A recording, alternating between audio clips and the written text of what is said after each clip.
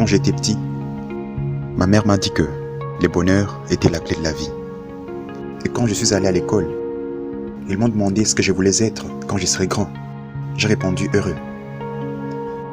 Ils m'ont dit que je n'avais pas compris la question. J'ai répondu qu'ils n'avaient pas compris la vie. Une des citations célèbres de John Lennon. Mais aujourd'hui, nous ne sommes pas ici pour parler du bonheur. Nous sommes ici pour parler de la réussite ou du succès. Il faut bien reconnaître qu'aujourd'hui, il est très difficile de reconnaître une réussite venant des dieux et celle venant du monde, et celle orchestrée par le monde. D'où notre thème, la réussite selon Dieu et la réussite selon le monde.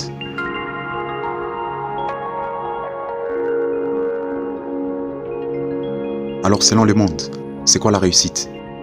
Ou, en d'autres termes, quand dit-on qu'un homme, quand est-ce qu'on dit qu'un homme a vraiment gagné sa vie? C'est lorsqu'il a des biens, c'est lorsqu'il a des ressources.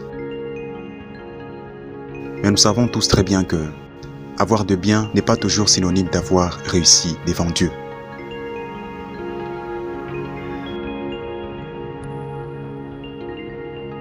Réussir sa vie selon Dieu et réussir sa vie selon le monde. C'est quoi réussir sa vie?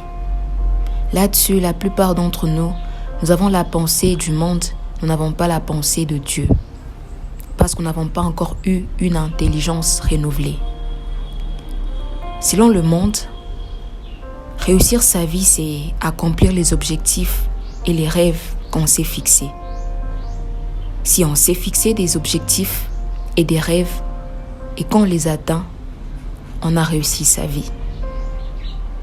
D'autres, selon le monde, considèrent que réussir sa vie, c'est s'offrir la vie qu'on a toujours rêvé de vivre. Par exemple, si quelqu'un s'était fixé l'objectif qu'à 35 ans, il aurait une grande maison, des belles voitures, une femme, des enfants. Et s'il atteint son objectif, là, il dira qu'il a réussi sa vie. Vous savez, la réussite n'a rien à voir avec la qualité de plaisir qu'on se sera offerte sur cette terre.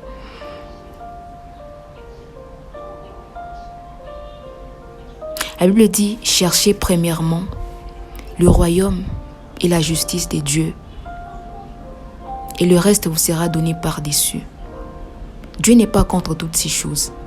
Dieu n'est pas contre le fait de vouloir avoir des voitures, des maisons et tout. Il n'est pas contre cela. Qu'est-ce qu'il attend de nous? Il attend de nous à ce que nous puissions faire du royaume notre priorité.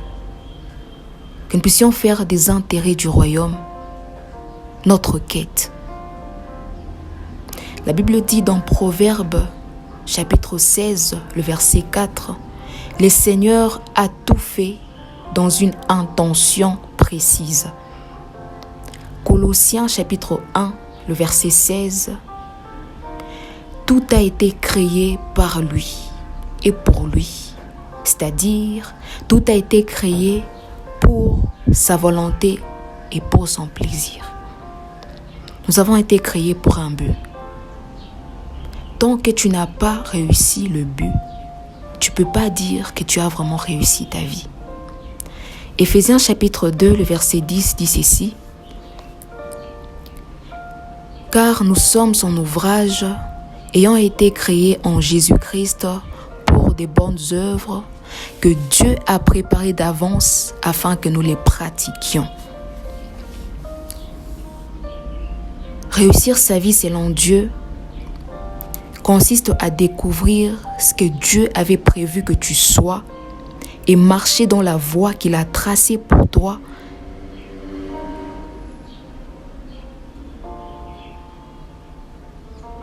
Et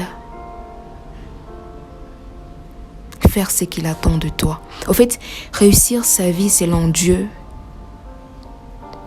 c'est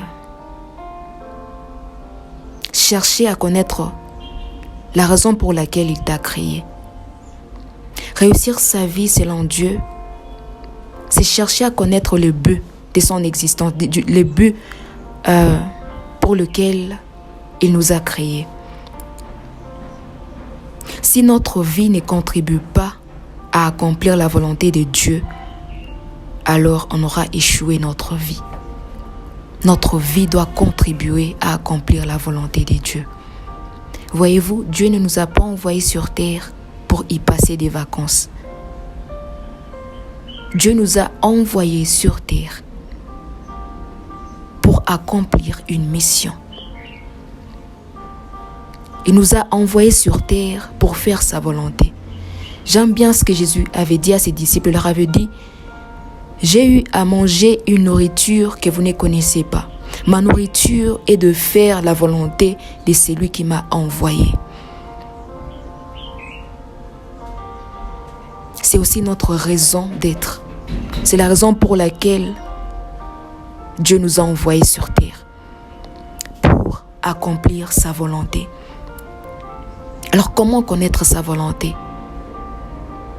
La Bible dit dans Romains chapitre 12, le verset 2, « Ne vous conformez pas au siècle présent, mais soyez transformés par le renouvellement de l'intelligence, afin de discerner quelle est la volonté de Dieu, ce qui est bon, agréable et parfait. » Pour connaître la volonté de Dieu, nous devons avoir une intelligence renouvelée.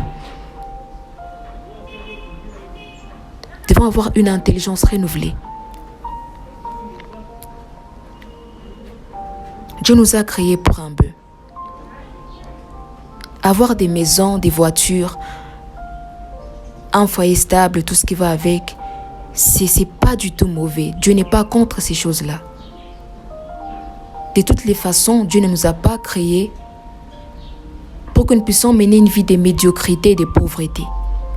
Non. Il a dit: je connais les projets que j'ai formés sur vous, projets de paix et non de malheur, afin de vous donner un avenir et de l'espérance.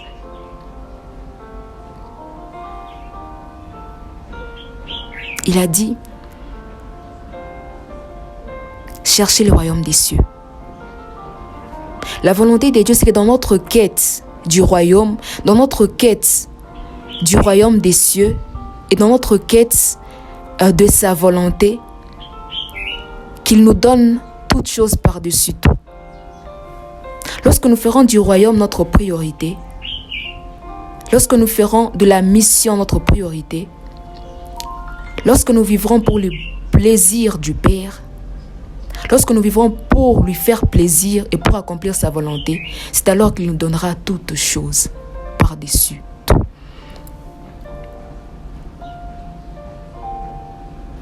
Il nous a créés pour un but. Nous ne sommes pas là par hasard. Nous ne sommes pas là par hasard. Cherchons toujours à faire la volonté de Dieu. Il a dit: vous êtes la lumière du monde. Le monde est plongé dans le ténèbre et nous devons l'éclairer. La parole de Dieu est la lumière. Nous avons été éclairés par la parole de Dieu. Et nous devons éclairer ceux qui sont dans le ténèbre. Voilà la volonté de Dieu. Il a dit: allez et faites de toutes les nations des disciples, les baptisant au nom du Père, du Fils et du Saint-Esprit. Et voici, je suis avec vous tous les jours jusqu'à la fin du monde. Toutes les fois que tu feras ce pourquoi Dieu t'a créé, toutes les fois que tu accompliras la mission, le Seigneur sera avec toi. Il est toujours dans sa volonté.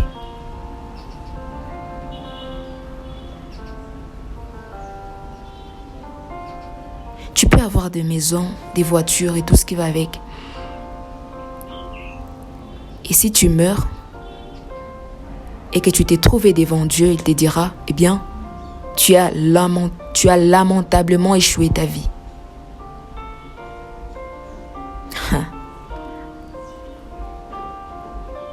Il a prévu pour nous des bonnes œuvres depuis la fondation du monde afin que nous les pratiquions.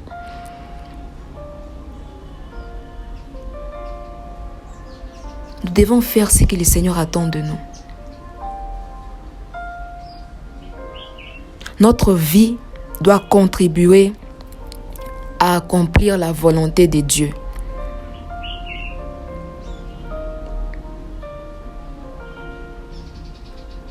Ne passons pas à côté de ce que Dieu a prévu pour nous.